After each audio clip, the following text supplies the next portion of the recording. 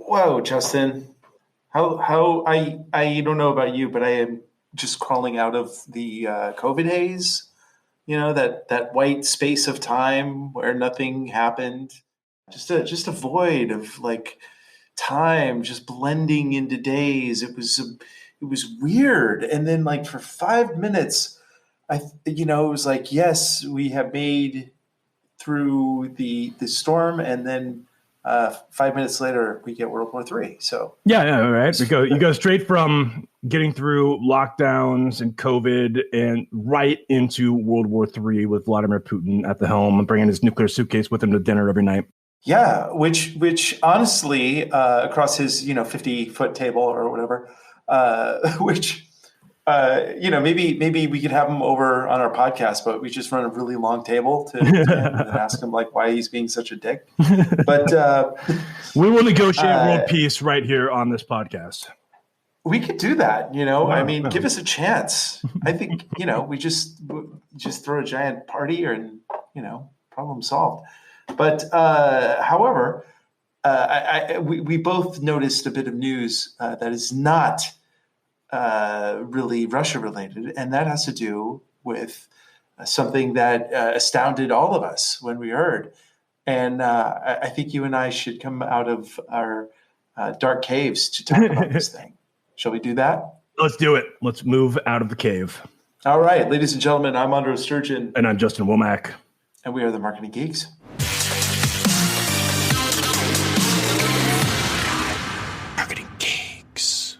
So we're back for a moment. We're like, it's like our personal Groundhog Day. Yep. Poking our head up. And okay, so the internet is on fire right now because Elon Musk has decided to buy Twitter. So first of all, let's start off. What is your theory? Why did he do this? I go back and forth on this, but I kind of think that Elon Musk is the ultimate troll. And this entire thing is this elaborate troll to get maybe not back at, but just to mess with Jack Dorsey, the owner of the former owner of Twitter. I guess he's still owner of Twitter, but he's no longer the CEO of Twitter. And I really think that Elon just likes messing with people's heads, and he knew that this would create like meltdowns among people if he took over, and especially he would complete the troll only by reinstating Donald Trump on the platform, which would send echoes across the metaverse and the real world all at once if that happens. Yeah, I think if that happens, then a lot of people would just leave. They would just I think Twitter would become a ghost town, and I think it would just be what Truth Social wants to be. It might. I mean, I think of all the conservatives that said they would leave Twitter, I think when Trump got banned, and none of them really did. So I don't know. It depends on who are the left leaners more loyal to following through on the action plan, or not, or or is everybody just all talk, no action? I don't know. I'll just Joe Rogan will tell me what to think. that we'll just wait till he has a comment on it. Anyway, I have my own theories about it too. First of all, 46 billion. To put it another way, if you spent, do you know how much you would have left if you had 46 billion and you spent 46 million? Do you know how much you would have left? 45 billion. 46 billion. You would still have $46 billion. I mean, it's an ungodly amount of money. And first of all, I'm trying to think of like what the real end game here is, because that type of money you could build schools and set up on Starlink free schools for every human on the planet with that like high quality education. You could create free education for the world. You could build hospitals in needy areas. There's so much good you could do with this money. And I am curious to know how Twitter falls into that category. Well, I think he claims to be a crusader for free speech. That's the claim. The claim is that Elon Musk is on his horseback. He is a crusader for free speech. I do think that Twitter overreaches at times with their censorship or content moderation. I think sometimes they overreach.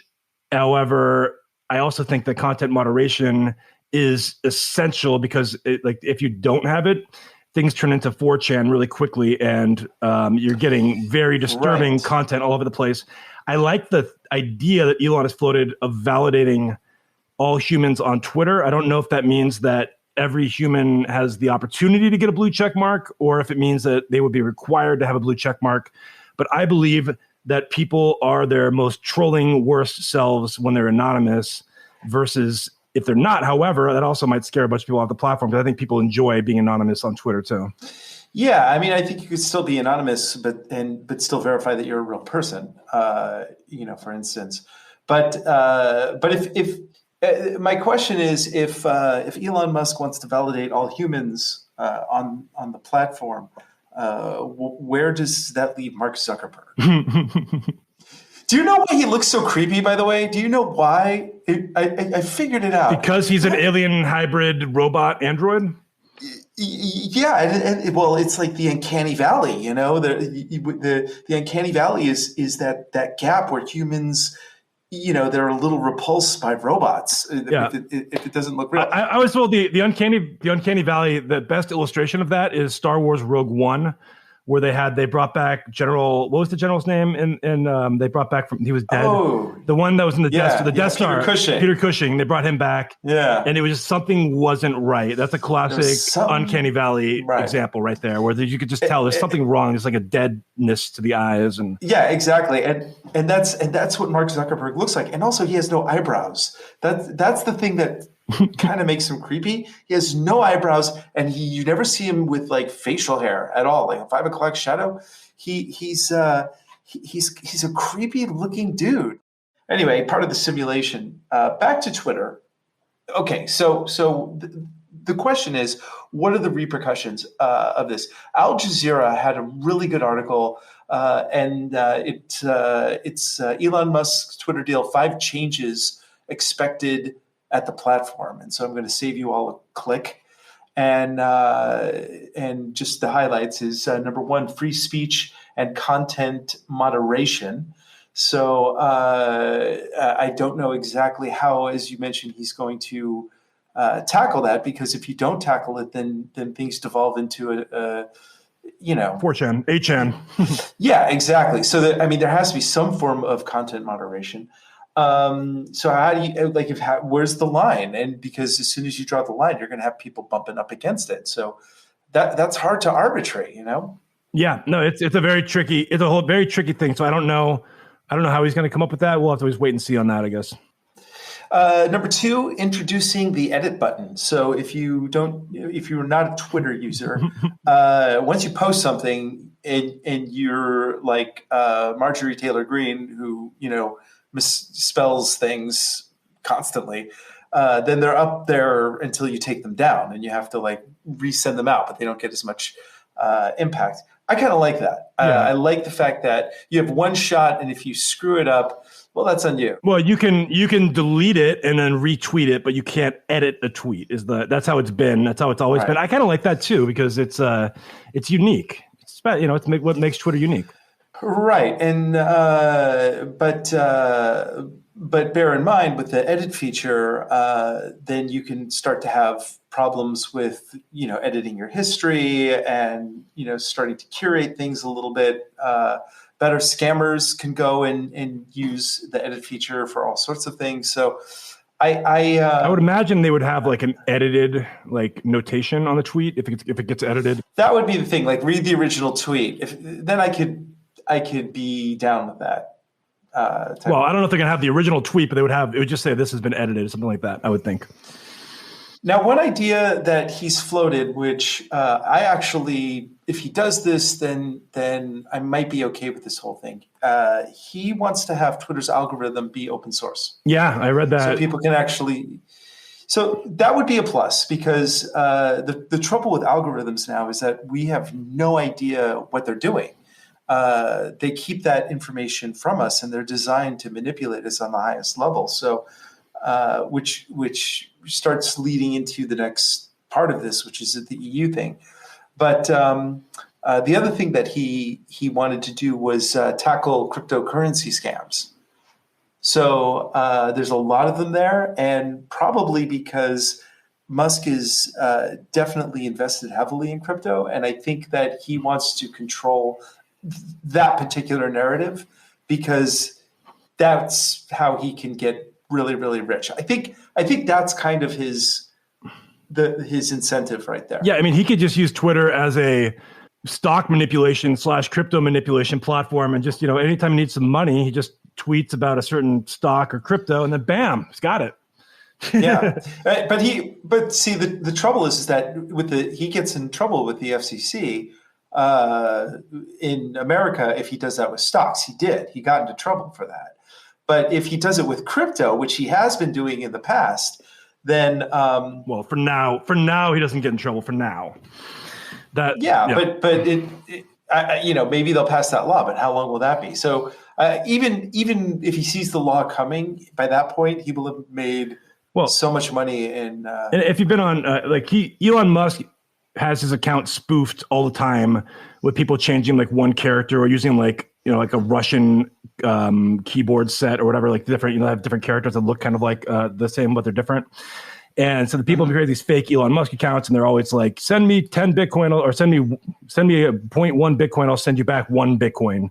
And that's like the most classic scam. That's like the Nigerian prince scam of crypto that's existed for a long time. And apparently it works because people must be falling for it.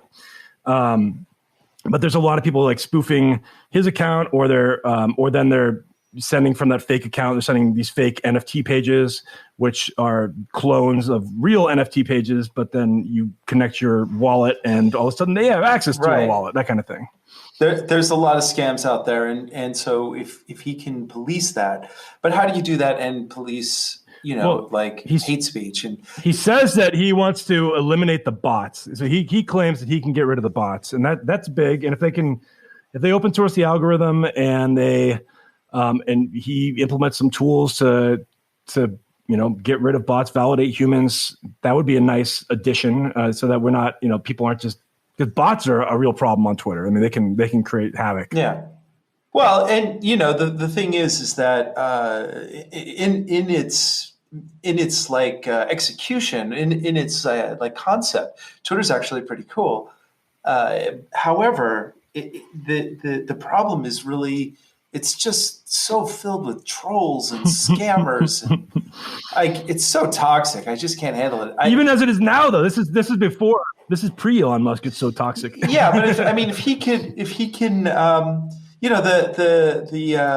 What was it? The World Economic Forum or somebody, World Bank, one of these guys, they asked him like, hey, for $6 billion, you could actually solve world hunger. And he was like, yeah, like, how am I supposed to do that? What kind of programs? And so someone actually made an itemized list and sent it to him. And so he didn't do it. Well, I read this article the other day, which was really interesting. It brought up a great point, which is like the problem with this billionaire class is that, number one, they have no idea how everybody lives. They have no clue. I mean, they have zero idea. And they're controlling everything. It's like we didn't elect these people. We can't control what they do. Like, we have no say if he buys Twitter. Yes, we could leave it. There's not a replacement.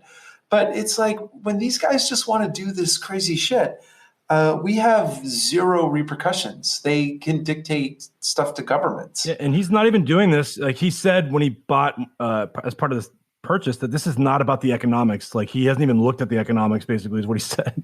So it's all about just he wants control of Twitter. Yeah, and I mean, like, and next to Facebook, Twitter has the ability to topple governments. And so and he knows this. He doesn't need to buy a newspaper. He doesn't need to buy TV commercials to get his point across. I think Twitter is more powerful than a newspaper. So it's like this is like 10x of Jeff Bezos buying the Washington Post. Yeah, exactly, and that is really what it's about. He wants to ensure that when he starts doing whatever crazy shit he's about to do, he doesn't want to get shut down. Is essentially it, because it's not about other people. It's really, at the end of the day, it's about Elon Musk, right? And he's taking Twitter private, so he's taking the company off the markets, making them private so that he's no longer at the will of shareholders. He can do whatever he wants at that point. So there will be no fiduciary duty or anything after that point. Once it goes private, he can. It's game on for whatever he wants to do. He can do. Much like a dictatorship. Perfect. I mean, depends it depends how he chooses to operate, but absolutely, he has the potential to run it like that.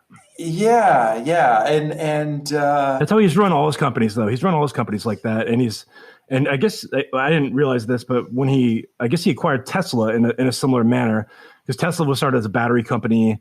It existed pre-Elon. He didn't found the company, and he also did a hostile takeover of Tesla at some point. I have to read back on those details. Yeah, I think I remember. But he's got a history of these kind of like hostile takeover moves when he feels like it. Yeah, I just, my real question is this: why as a society do we put so much stock into this truly horrible environment? I mean, like I said, Twitter in its purest form is great, but what it is it's a toxic stew. Like, why do we even bother with this thing? Honestly, it's I don't have any solutions. Just complaints. Just complaints. But if Elon actually successfully turns Twitter around and makes it into something that is a good utility to use, yay, more power to him. Maybe he can solve the Israeli-Palestinian conflict, find peace in Ukraine. I don't know. Like, Sean Penn is the only one that can find peace in Ukraine or create it.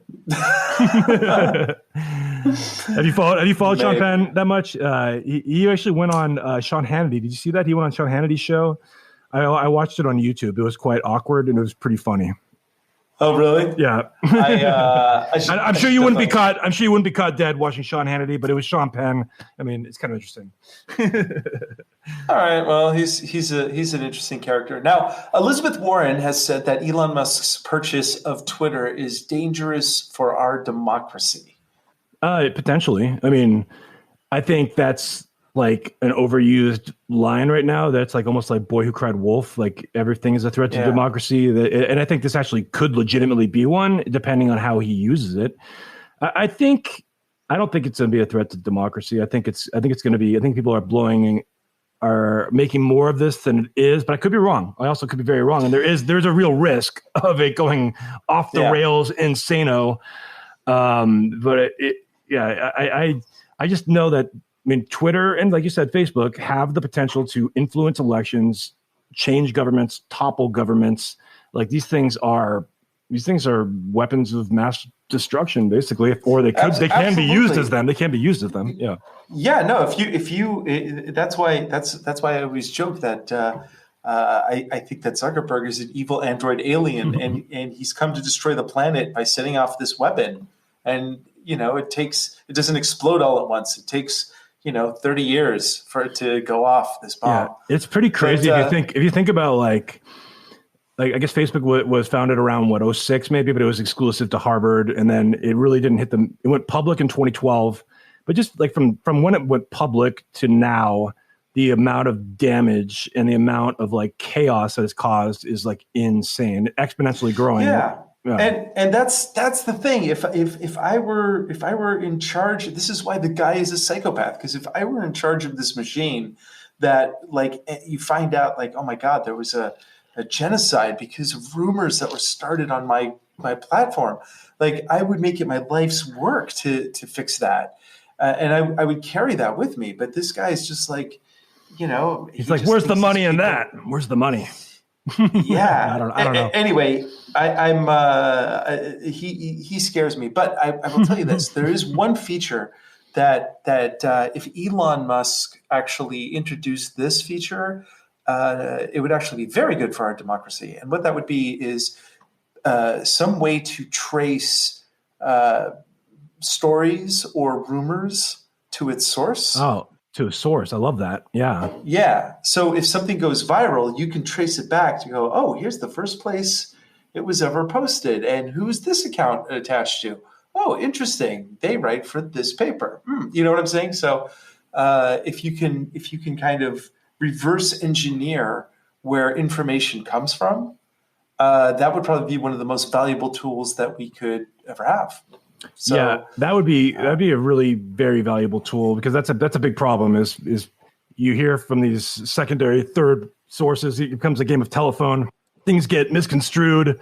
And then all of a sudden, because of social media and memes and whatnot, like the fake story becomes the real story really quickly. Yeah. I will give you a perfect example. So there are certain segments in the, shall I say, cuckoo land of our population who believe a different type of reality than is actually happening.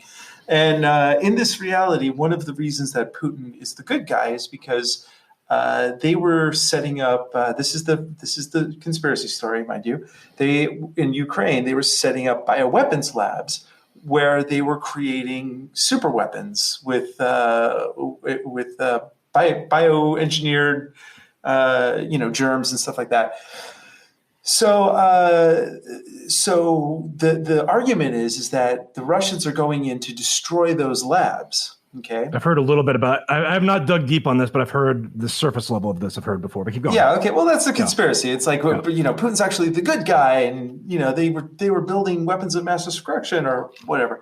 Okay. Here's the actual story. This is the truth, because this was actually when it was going down. There was some news articles on this. Yes, there was a bioweapon lab in Ukraine that was set up by Russia.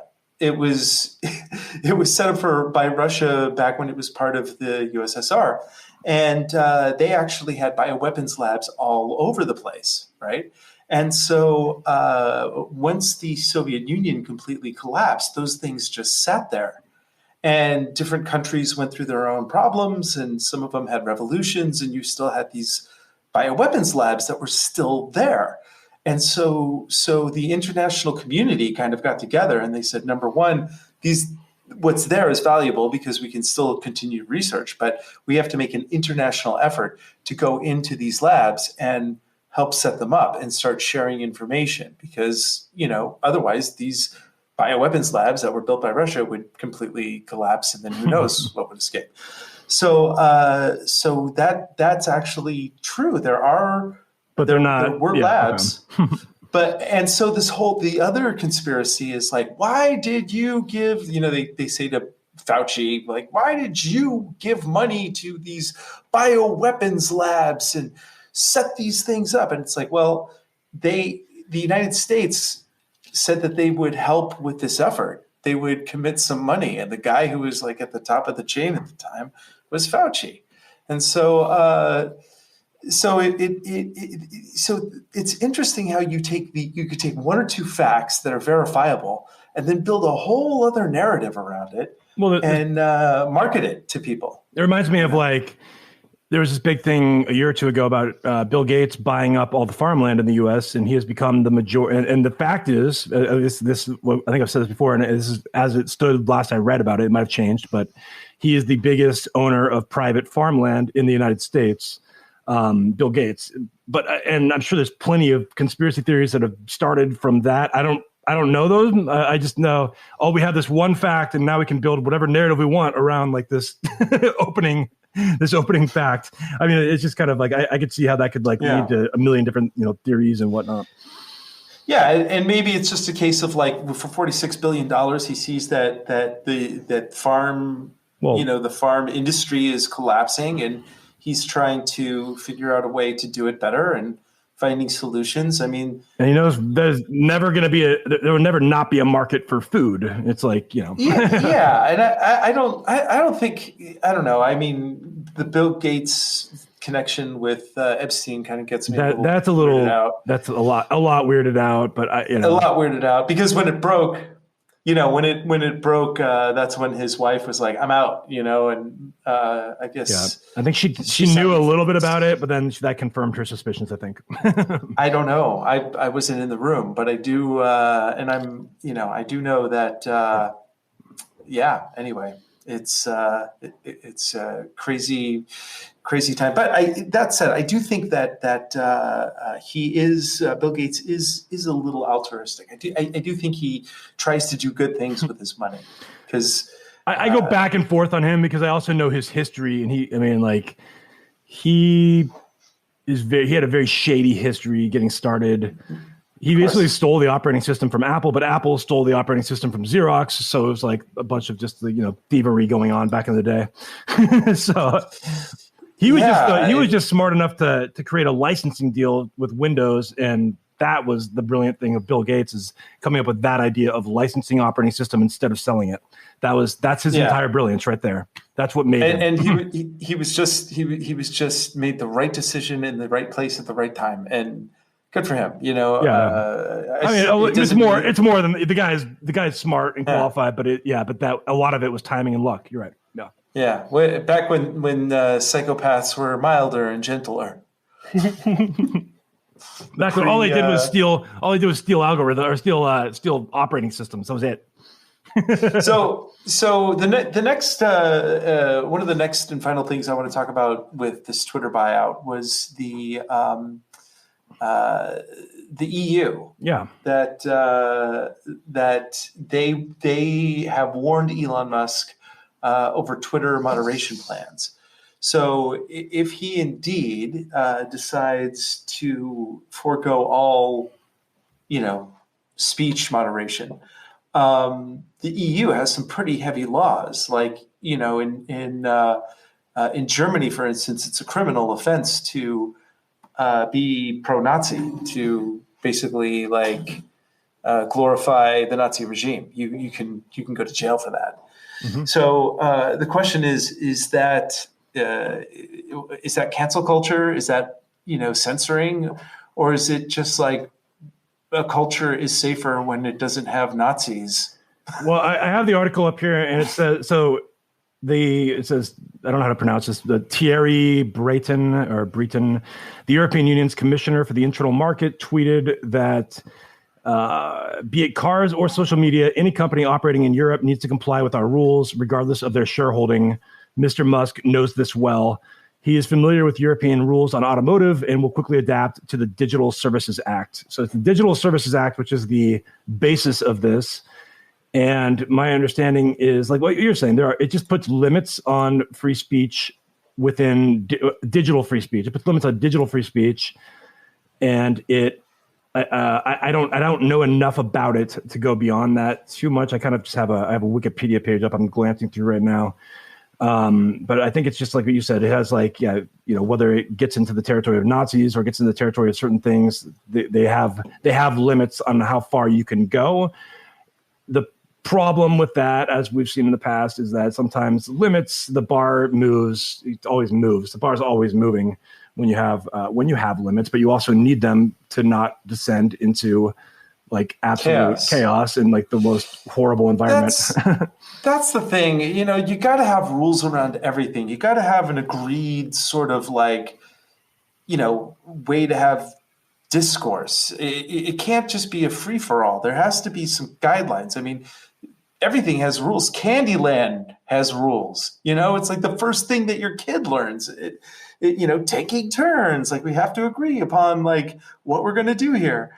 And I think that we've lost this idea of look, there's some bullshit we just don't tolerate in culture anymore. Nazis is one of them. And the second you go, well, Nazis have the right to say Nazi shit. I think as a culture we should go, no, Nazis do not. That has been already proven. Nazi and racist shit is no longer welcome in this society. And I think that's what's driving me crazy, is that it's like this last gasp to try and keep this old world, from exploding. And the entire planet is sitting on a powder keg. The culture is about to explode. People don't have any idea about what is about to happen. We are going through a transformation of unparalleled proportions for the species. And Mark Zuckerberg hasn't even launched his metaverse. Well, I guess he has launched it, but it's early. So wait till that kicks in. Nobody's going to do that. Nobody.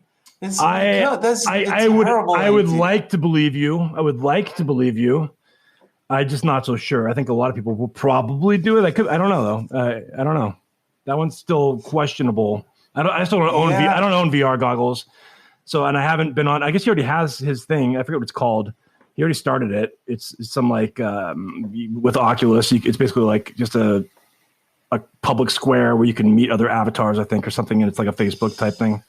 It's like a simulation built by Mark Zuckerberg. That's like the seventh ring of hell. I can imagine. Like, But can you imagine the advertising revenue? yeah, I can. I mean, this is like Ready Player One. We're getting closer. Getting closer. We're not quite there yet, but we're getting closer. Oh man.